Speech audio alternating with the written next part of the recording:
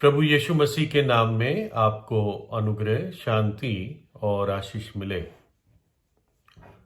एक पुरानी यूनानी कहानी है। कहानी क्या, बेसिकली कथा कहानी है, जिसमें एक स्त्री सिंह जिसका नाम स्फिंक्स था, वो थेबिस नामक नगर में रहती थी। थेबिस एक ऐसा शहर था जो उत्तर मिस्र में था, अपर इजिप्ट, और नील नदी के किनारे था। ये शहर तो वास्तव में था, लेकिन इसके साथ एक जुड़ी कहानी थी। और ये थेबिस जो नाम था मिस्र के नगर का, वो एक यूनानी नाम था। और ये कथा कहानी भी एक यूनानी कथा कहानी है। तो जैसे मैंने बताया, स्फिंक्स एक स्त्री सिंहनी थी, यानी ये एक ऐसा प्राणी था जिसका आधा शरीर स्त्री का था और आधा शरीर सिंह यानी लायन का था। और एक बड़ी सड़क के किनारे एक ऊंची चट्टान थी। उस चट्टान पर ये स्फिंक्स छिपी रहती थी, और जो भी उस रास्ते से जाता था उनके सामने एक सवाल रखती थी, रिडल जिसे कहते हैं। और जो भी उस सवाल को सॉल्व नहीं कर पाता, उस सवाल का सही जवाब ना दे पाता, उस व्यक्ति को स्फिंक्स मार देती थी। और अब तक कोई ऐसा था नहीं जिसने इस सवाल का जवाब दिया हो। इसलिए जो सब उस रास्ते से जाते थे, सब स्फिंक्स के द्वारा मारे जाते थे।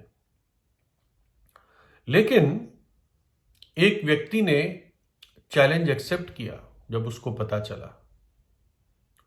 और ऐसा है कि राजा ने कहा कि जो भी इस चैलेंज को एक्सेप्ट करके स्फिंक्स को हराएगा, उसको मैं सिंहासन दे दूंगा। तो एक व्यक्ति था जिसका नाम था ओडिपस। और ओडिपस भी उस रास्ते से गया और स्फिंक्स से सामना किया।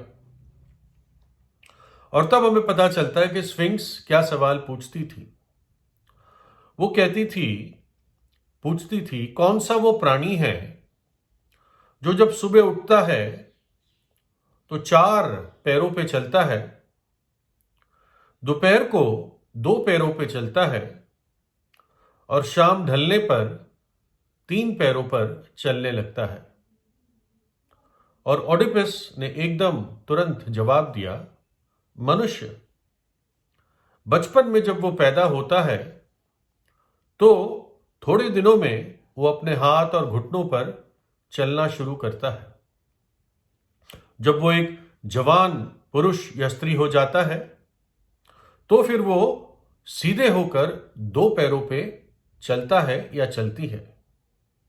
और बुढ़ापे में जब ताकत खत्म हो जाती है तो उस 2 पैरों के साथ साथ उसको एक लाठी की जरूरत भी पड़ती है, इसलिए उसके 3 पैर हो जाते हैं।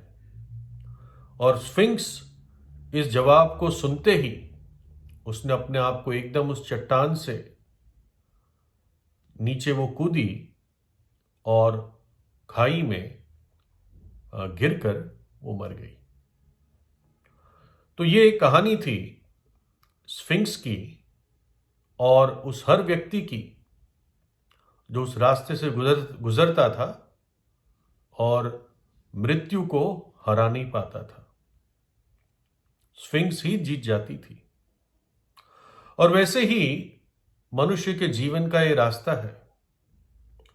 और ये मृत्यु की क्रूर स्फिंक्स हर एक पर हमला करती है, और हर एक को, चाहे बड़ा हो, छोटा हो, अमीर हो, गरीब हो, पढ़ा लिखा हो, अनपढ़ हो, गोरा हो, काला हो, हर एक को वो मृत्यु की क्रूर स्फिंक्स मार देती है।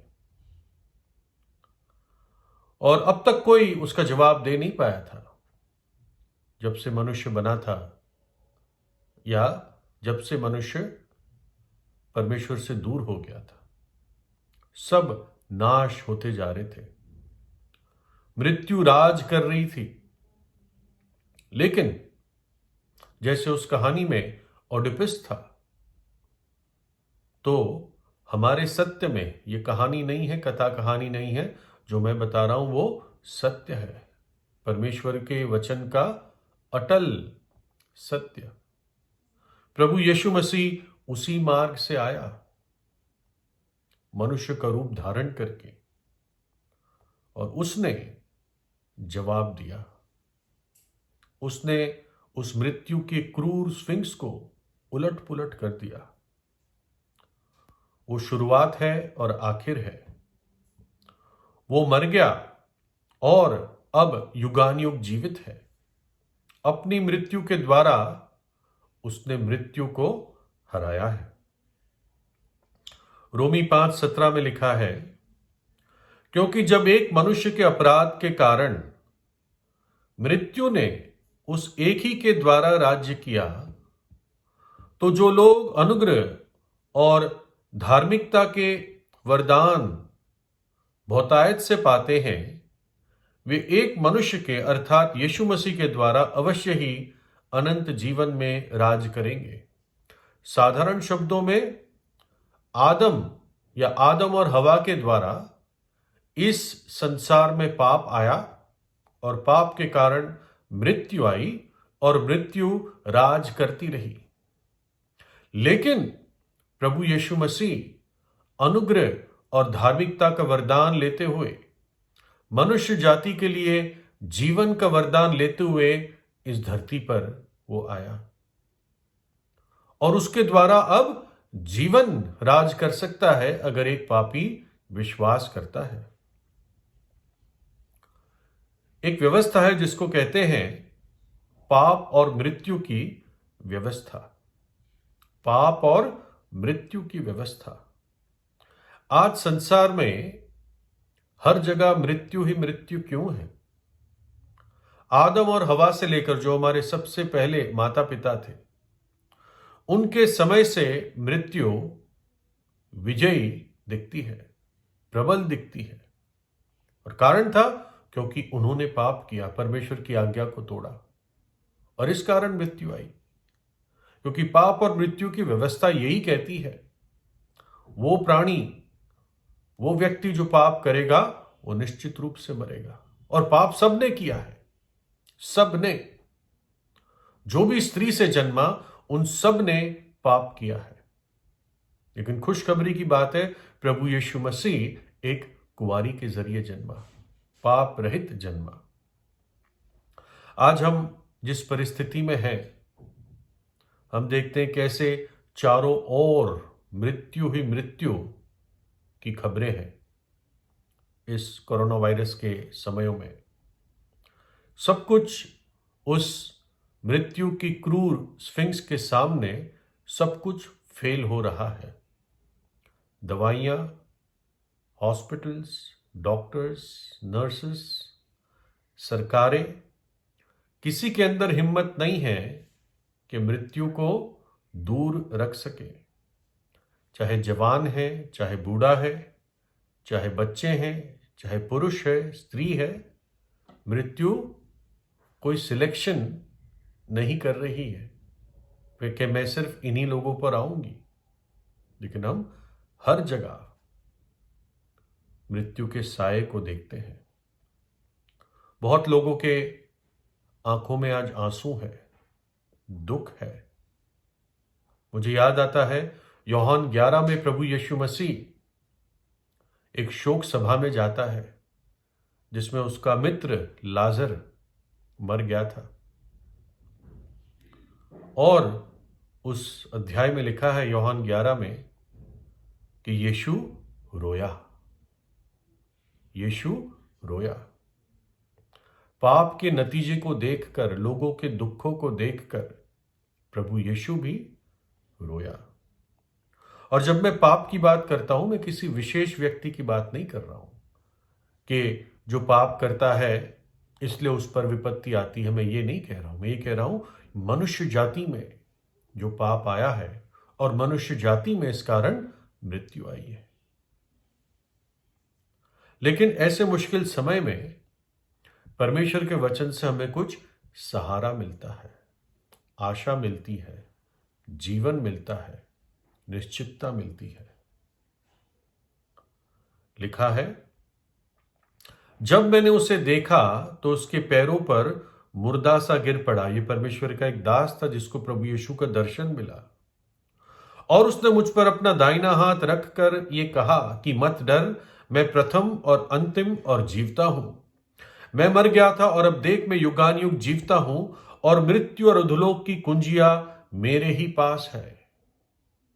प्रभु यीशु कहता है, मैं मर गया था, क्रूस के ऊपर मैं मर गया था। क्यों? तेरे पाप के कारण। तेरे पाप के कारण मृत्यु आई, इसलिए तेरी मृत्यु और सजा को सहने के लिए मैंने अपने प्राण क्रूस पर दिए। लेकिन अब देख, मैं युगानुयुग जीवता हूं। एक ही था जो मृतकों में से सदा के लिए जीवित हो गया, प्रभु यीशु।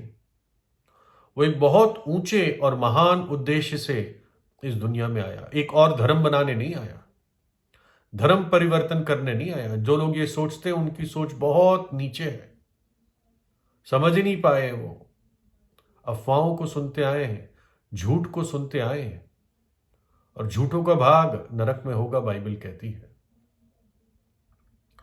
प्रभु यीशु ने मृत्यु को हराया और तीसरे दिन मृतकों में से जी उठा। कलवरी के क्रूस पर हमारे पापों के लिए अपना बलिदान दिया। मृत्यु पाप के कारण आई, और हमें उस भयानक आने वाले नरक के दंड से बचाने के लिए उसने मनुष्य जाति के लिए अपने आप को दे दिया। पाप और मृत्यु की व्यवस्था चल रही थी, लेकिन अब प्रभु यीशु जीवन की व्यवस्था लेकर हमारे पास आया। वो अकेला था जो मृतकों में से जी उठा और युगानुयुग जीवित है। जो व्यक्ति मसीह में प्रभु यीशु के विश्वास रखते हुए मरता है, वो इस आशा से मरता है या मरती है, या चला जाता है या चली जाती है, ताकि कि मैं अब सर्वदा प्रभु के साथ होऊंगा, मैं सर्वदा प्रभु के साथ होंगी। उस लाजर की बहन थी, दुखी थी। यीशु ने उससे कहा, पुनरुत्थान और जीवन मैं ही हूं। जो कोई मुझ पर विश्वास करता है, यदि मर भी जाए तो भी जिएगा, और जो कोई जीवता है और मुझ पर विश्वास करता है, वह अनंत काल तक ना मरेगा। क्या तू इस बात पर विश्वास करती है? फिर एक जगह लिखा है, क्योंकि परमेश्वर ने जगत से ऐसा प्रेम किया कि उसने अपना इकलौता पुत्र दे दिया, ताकि जो कोई उस पर विश्वास करे वो नाश ना हो, परंतु अनंत जीवन पाए। अनंत जीवन। चाहे मैं घोर मृत्यु से भरी हुई तराई में होकर चलूं, आज हम उसी से चल रहे हैं। चाहे मैं घोर मृत्यु से भरी हुई तराई में होकर चलूं, तो भी हानि से ना डरूंगा, क्योंकि तू मेरे साथ है। तेरे सोटे और तेरी लाठी से मुझे शांति मिलती है। प्रभु यीशु अपनी उपस्थिति की प्रतिज्ञा देता है। चाहे हम जिए या मरे, हम उसके साथ होंगे अगर उस पर विश्वास करते हैं, अगर उसके साथ संबंध ठीक कर लिया है, अगर पापों से पश्चाताप करके यीशु के लहू से धुल गए हैं। कोई भी इतनी धन्य आशा और प्रतिज्ञा नहीं देता। जो लोग अंधकार में बैठे थे, उन्होंने बड़ी ज्योति देखी, और जो मृत्यु के देश और छाया में बैठे थे, उन पर ज्योति चमकी। जो मृत्यु के देश और मृत्यु की छाया में बैठे थे, मृत्यु की परछाई में, मृत्यु के अंधकार में बैठे थे, उन पर बड़ी ज्योति चमकी। प्रभु यीशु ने उस मृत्यु के क्रूर स्फिंक्स को जवाब दिया। इसलिए लिखा है और गाया जाता है, हे मृत्यु, तेरा डंक कहां रहा, हे कब्र तेरी जय कहां रही। परमेश्वर का धन्यवाद हो जो हमारे प्रभु यीशु मसीह के द्वारा हमें जयवंत करता है। प्रभु यीशु पर विश्वास करें और उद्धार पाएं। अपने पापों से पछताव कीजिए। यीशु का लहू हमें सब पापों से शुद्ध करता है, आपको शुद्ध कर देगा, श्वेत बना देगा। विश्वास कीजिए, प्रभु यीशु को अपने हृदय में बुलाएं, उससे प्रार्थना कीजिए। प्रभु यीशु आपको आशीष दे।